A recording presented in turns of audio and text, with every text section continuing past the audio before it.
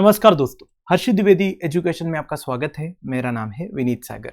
Indian space research organisation regionally एक decommissioned weather satellite का controlled re entry करवाया है।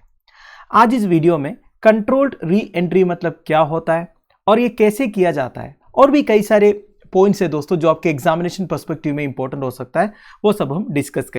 तो शुरुआत करते हैं। Indian space research Organisation and French Space Agency ने 2011 में एक पोलर सैटेलाइट लॉन्च व्हीकल के थ्रू लॉन्च किया था वेदर सैटेलाइट मेघा ट्रोपिकस 1। तो ये नाम आप ध्यान दीजिएगा दोस्तों, आपसे एग्जामिनेशन में पूछ सकता है।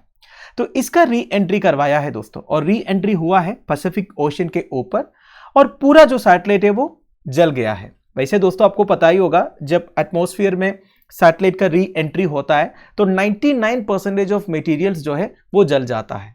क्यों जल जाता है? एक तो देखिए, सैटेलाइट का जो स्पीड है वो माइल्स पर आवर रहता है दोस्तों। बेसिकली अर्थ का जो ग्रेविटेशनल पुल है, इसकी वजह से सैटेलाइट का स्पीड बहुत ज्यादा रहेगा। ऊपर से एटमॉस्फेरिक फ्रिक्शन होगा। ये दो रीजंस की वजह से सैटेलाइट्स जो है री एंट्री के टाइम पर पूरा जल जाएगा। अगर आप सरफेस ऑफ द अर्थ से देखोगे तो आपको केवल एक हीट बॉल दिखाई देगा।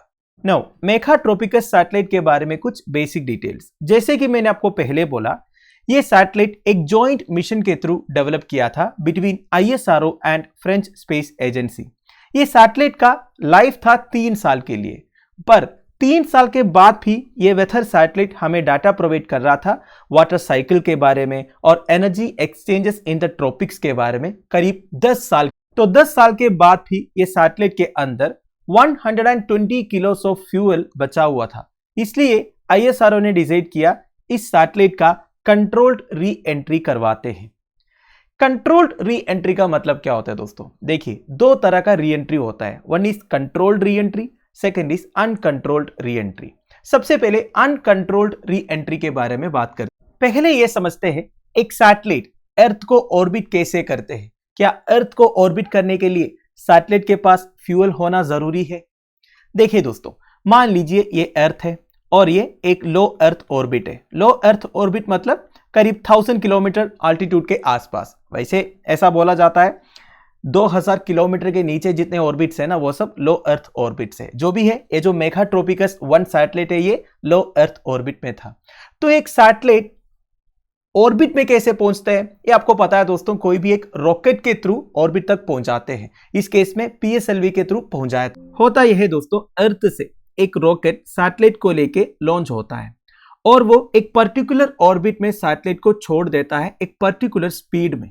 अब देखिए दोस्तों, आपको पता ही होगा अर्थ का ग्रेविटेशनल पुल रहता है, तो वो ग्रेविटेशनल पुल की वजह से सैटेलाइट जो है अर्थ की तरफ आने का चांसेस है कि नहीं? तो वो ग्रेविटेशनल पुल को कैंसिल करने के लिए एक पर्टिकुलर स्पीड में सैटेलाइट को ऑर्बिट में छोड़ देते हैं। तो बेसिकली सैटेलाइट की जो वेलोसिटी रहेगी और अर्थ का ग्रेविटेशनल पुल जो रहेगा, दोनों आपस में कैंसिल होगा। इस वजह से सैटेलाइट जो है अर्थ की तरफ गिरेगा नहीं, वो कंटिन्यूअसली अर्थ को ऑर्बिट करते रहेगा। अब ये सैटेलाइट का स्पीड क्या होगा? जिस स्पीड में रॉकेट ने इस सैटेलाइट को ऑर्बिट में छोड़ा होगा। तो क्या अर्थ को ऑर्बिट करने के लिए सैटेलाइट के पास फ्यूल होना जरूरी है? बिल्कुल नहीं दोस्तों। जिस स्पीड में रॉकेट ने सैटेलाइट को ऑर्बिट पे छोड़ा होगा, वही स्पीड में सैटेलाइट जो है अर्थ को ऑर्बिट करते रहेंगे। उसके लिए कोई फ्यूल की जरूरत नहीं है। वैसे देखा जाएगा तो सैटेलाइट के अंदर एक इंजन रहता है, फ्यूल भी रहता है। वो किसके लिए है?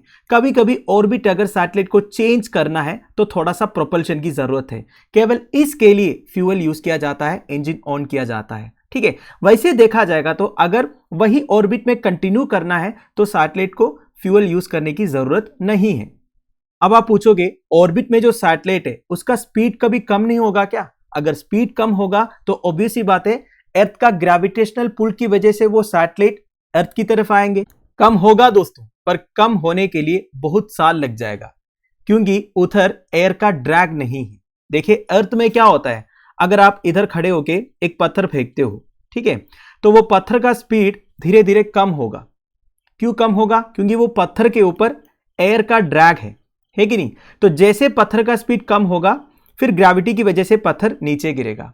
अब आप सोचिए, एयर का ड्रैग अगर नहीं रहते तो वो पत्थर कंटिन्यूसली उसी स्पीड में ट्रैवल होता है कि नहीं? आपने Newton's first law of motion पढ़ा है ना बेसिक एनसीईआरटीज में। क्या कहता है? An object in motion remains in motion at constant speed and in a straight line unless acted on by an unbalanced force. तो बेसिकली जब आप अर्थ में खड़े होके एक पत्थर जब फेंकते हो उसके ऊपर एक फोर्स एक्ट होता है, वो है एयर का जो ड्रैग है, ऊपर से ग्रेविटी भी एक्ट होता है। अगर कोई एक्स्ट्रा फोर्स उस पत्थर के ऊपर नहीं होगा ना, तो जिस स्पीड में आपने वो पत्थर फेंका होगा उसी स्पीड में वो ट्रैवल करते रहेंगे एक स्ट्रेट लाइन में। यही हो रहा है दोस्तों सैटेलाइट के केस में। सैटेलाइट के ऊपर कोई एक्सटर्नल फोर्स एक्ट नहीं हो रहा है, जिस वजह से सैटेलाइट उसी स्पीड में ट्रैवल करते रहेंगे जिस स्पीड में सैटेलाइट को छोड़ा था। ठीक है, अब दूसरा केस, मान लीजिए सैटेलाइट का लाइफ ही खत्म हो गया, सैटेलाइट के अंदर जो फ्यूल है वो पूरा खत्म हो गया। अब देखिए 30, 35, 50 साल के बाद ना सैटेलाइट का स्पीड जो है वो कम होते रहेंगे। क्यों कम होगा? क्योंकि लो अर्थ ऑर्बिट्स में भी थोड़ा बहुत ड्रैग है, ऐसा नहीं बिल्कुल ड्रैग नहीं है। अगर आप अर्थ से कंपेयर करोगे तो बिल्कुल कम है, फिर भी थोड़ा बहुत ड्रैग है।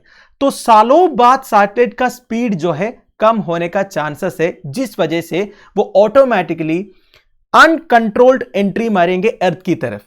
ठीक है, इसे कहते हैं अनकंट्रोल्ड एंट्री। मतलब सैटेलाइट को कुछ करने का नहीं है, सैटेलाइट के पास फ्यूल नहीं है, अर्थ के साथ कोई कनेक्शन नहीं है, तो अगर सैटेलाइट का स्पीड कम हो रहा है वो अपने आप अर्थ की तरफ री एंट्री मारेंगे, क्योंकि अर्थ का ग्रेविटेशनल पुल जो है वो सैटेलाइट के ऊपर है।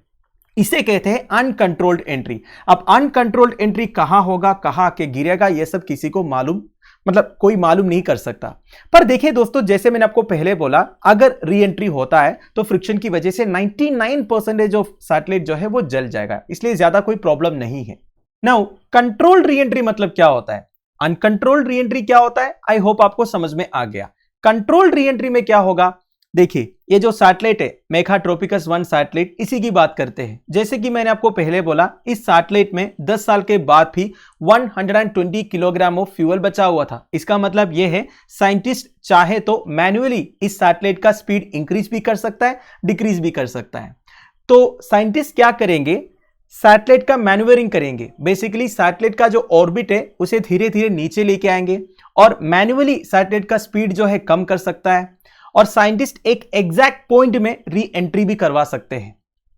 देखिए री एंट्री करवाना तो आसान है, क्योंकि सैटेलाइट का स्पीड अगर कम होगा तो ऑब्वियस ही बात है वो अर्थ की तरफ आएंगे ग्रेविटेशनल पुल की वजह से। नाउ अब आप सोच रहे होंगे आईएसआरओ ने इस तरह एक कंट्रोल्ड री एंट्री क्यों करवाया। देखिए दोस्तों, स्पेस डेब्री के बारे में आपने सुना होगा। आज की डेट में स्पेस में बहुत सारे डेब्री है दोस्तों, इतने सारे सैटेलाइट्स ऑलरेडी लॉन्च हो चुका है कि अगर आप स्पेस से देखोगे अर्थ कुछ ऐसे दिखेगा। लाखों डेब्री ऑलरेडी अर्थ को ऑर्बिट कर रहा है दोस्तों। आज की डेट में एक सैटेलाइट लॉन्च करना और ऑर्बिट में मेंटेन करना बहुत ही मुश्किल है, क्योंकि इतने सारे डेब्री है, कभी भी कोलिशन हो सकता है।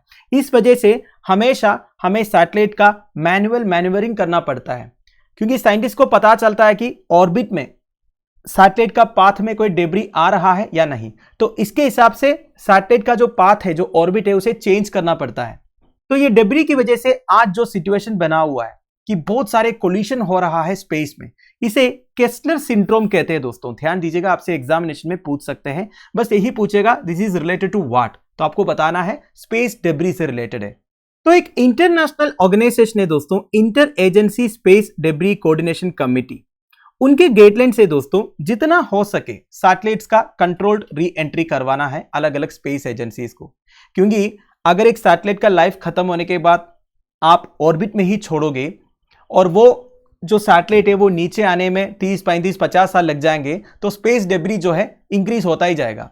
तो जितना हो सके हमें जो स्पेस डेब्री है उसे खत्म करना है। तो आईएसआरओ ने inter agency space debris coordination committee and guidelines of United Nations को फॉलो किया है और इन्होंने इस सैटेलाइट का री एंट्री करवाया है। तो दोस्तों दैट्स इट। वैसे और एक पॉइंट मैं आपको बता देता हूं, रीसेंटली डॉक्टर जितेंद्र सिंह जो हमारे minister of state for space and science and technology है, उन्होंने पार्लियामेंट में बोला था कि पिछले साल इंडियन स्पेस रिसर्च ऑर्गेनाइजेशन को 21 कोलिशन मैन्यूवरिंग करना पड़ा। मतलब स्पेस डेब्री की वजह से जो कोलिशंस होते हैं ना, उसे अवॉइड करने के लिए हमें 21 बार सैटेलाइट्स का ऑर्बिट चेंज करना पड़ा करके। तो एक पॉइंट आपको ध्यान रखना है दोस्तों, जैसे मैंने आपको पहले ही बोला कि एक सैटेलाइट का लाइफ खत्म होने के बाद 30-35 साल में वो अपने आप री एंट्री करेगा, अनकंट्रोल्ड री एंट्री होगा, क्योंकि ड्रैग की वजह से वो सैटेलाइट का स्पीड जो है वो कम होगा। पर 30-35 साल तक कौन वेट करेगा, उतने में बहुत ज्यादा स्पेस डेब्री हो जाएगा, है कि नहीं। इसलिए आईएसआरओ ने अभी ये कंट्रोल्ड री एंट्री करवाया है। इससे आईएसआरओ ने कम से कम एक स्पेस डेब्री तो कम किया है। वैसे आपने सुना होगा कुछ स्पेस एजेंसीज क्या करते हैं, मिसाइल लॉन्च करके सैटेलाइट्स को डिस्ट्रॉय करते हैं, पर यह भी खतरनाक है दोस्तों, क्योंकि अगर आप मिसाइल से सैटेलाइट को एक्सप्लोड करोगे, फिर से डेब्री बन जाएगा, छोटे छोटे डेब्री बन जाएगा, वो डेब्री जो है फिर अर्थ को ऑर्बिट करने लगेगा, तो वो भी एक वायबल सॉल्यूशन नहीं है। इस तरह कंट्रोल्ड री एंट्री करवाना एक वायबल सॉल्यूशन है। तो कुल मिलाकर आई होप आपको पूरा टॉपिक समझ में आ गया। Thank you for watching, bye bye.